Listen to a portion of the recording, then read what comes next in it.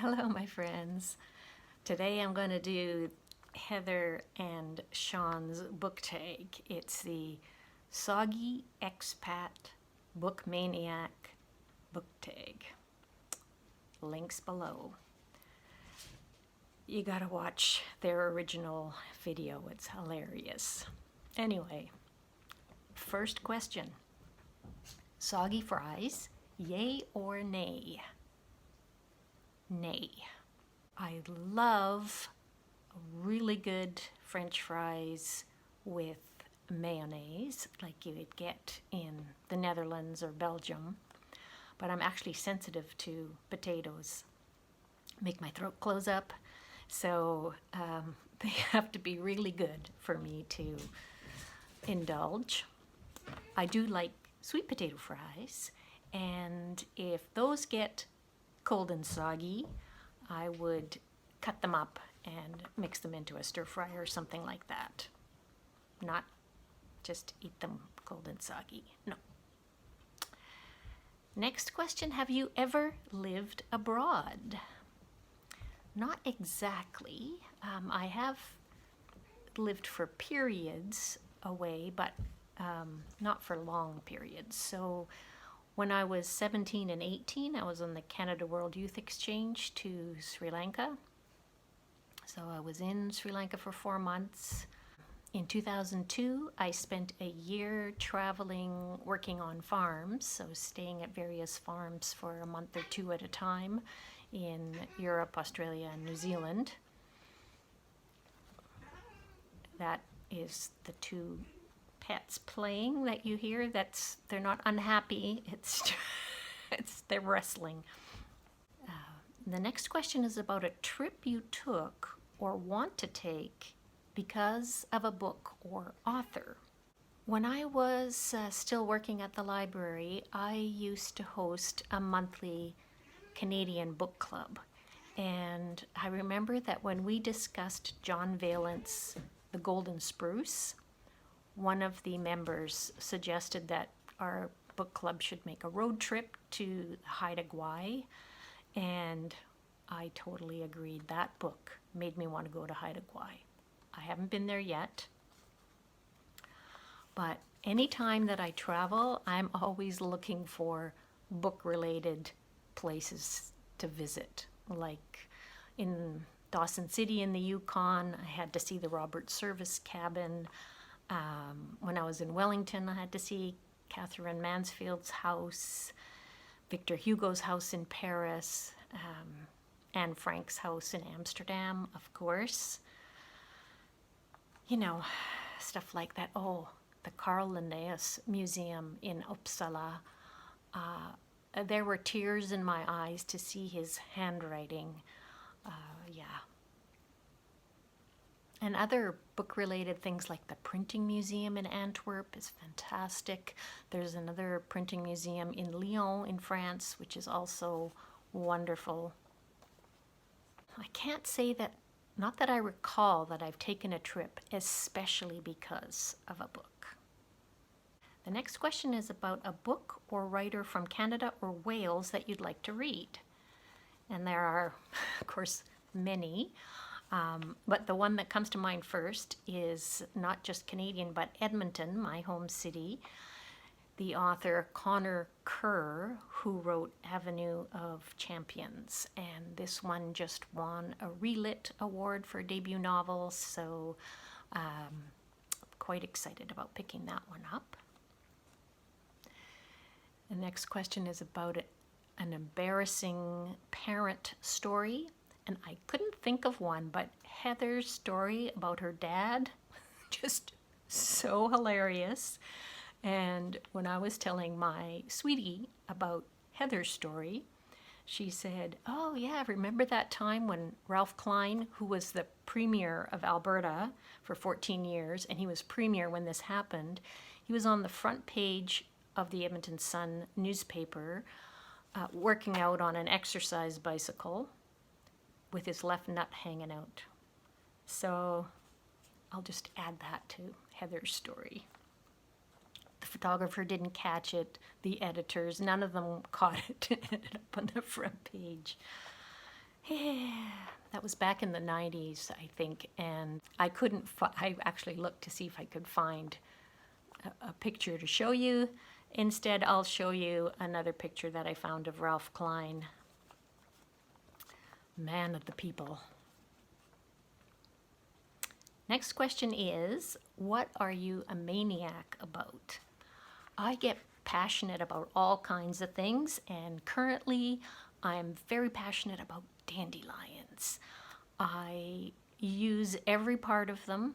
I make dye from the flowers, yellow dye.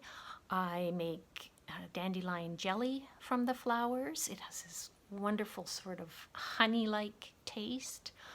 I make a salve from the flowers.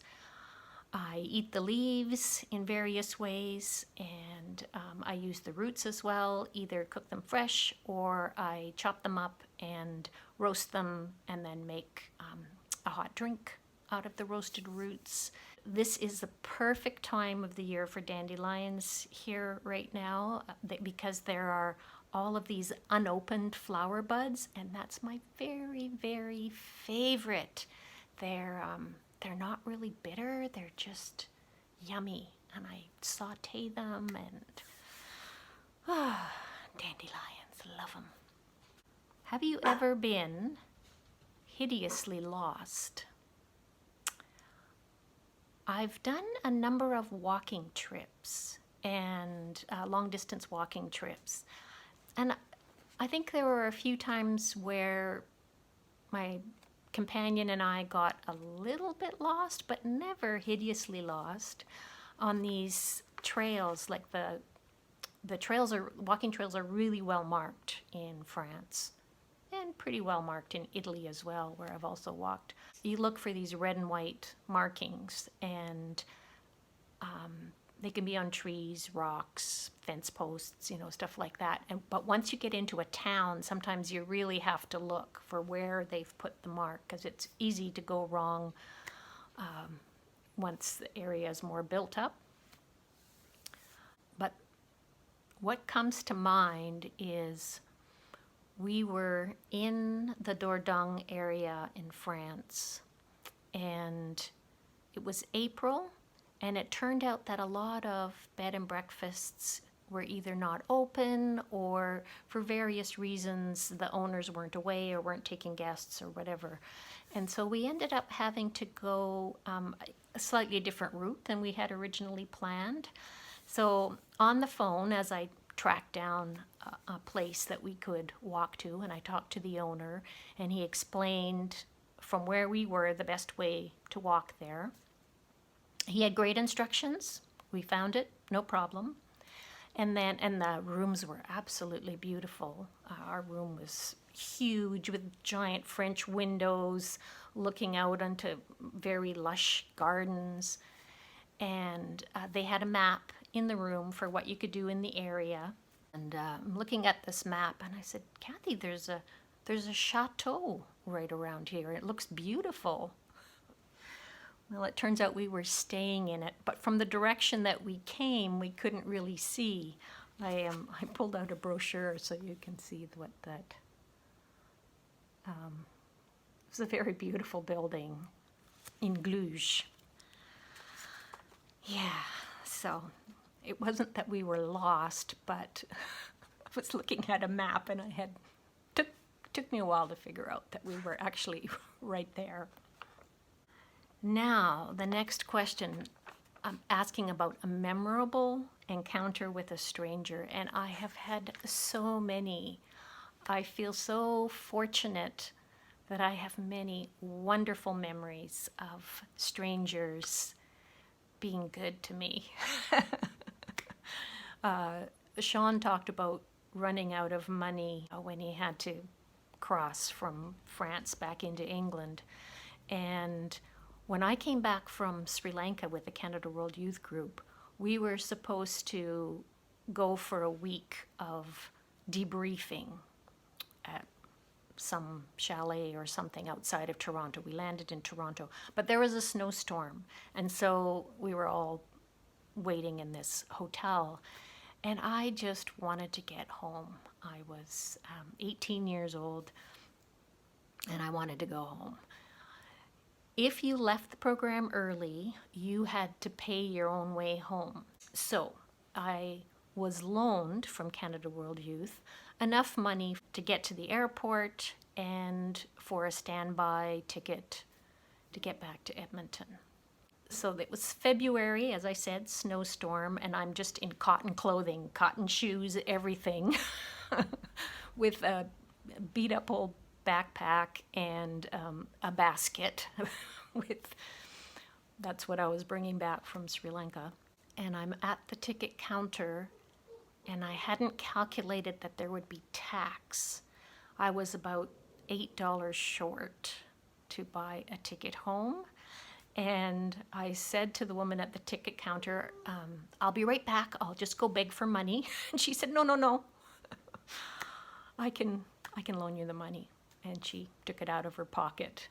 A more recent time, when I was in Japan, my companion Kathy and I were staying in the Anaka district, and we wanted to go to a festival in Asakusa. There's a huge temple there. So we took the bus, and I expected that we'd be able to see the temple from the bus and know where to get off. But as we were getting somewhere close, I wasn't sure exactly which stop, and I couldn't see the temple. But an old gentleman who was sitting not far from us leaned over and asked where we were going and told us the right stop to get off. He said, I'm getting off there too. And it turns out that he was a volunteer tour guide. They were giving free tours, he and some other retired people. It was a way for them to practice English. Kathy and I and one other foreigner had this lovely tour with a fellow that we had just met on the bus. We hadn't known that there were going to be tours. So another memorable encounter. What did you want to be when you grew up? I think there was a period of time where I wanted to be a spy, strongly influenced by Nancy Drew's stories and Harriet the Spy. But no. And last, are you a people watcher? Do you have good peripheral hearing? And yes, definitely. I think that's the Harriet the Spy still in me. Endlessly watching people and paying attention and yeah. And I love watching booktube videos. I look forward to seeing other people do the Soggy Expat Book Maniac tag. Thank you, Heather and Sean, for creating this, and I will see you all in the next one. Bye.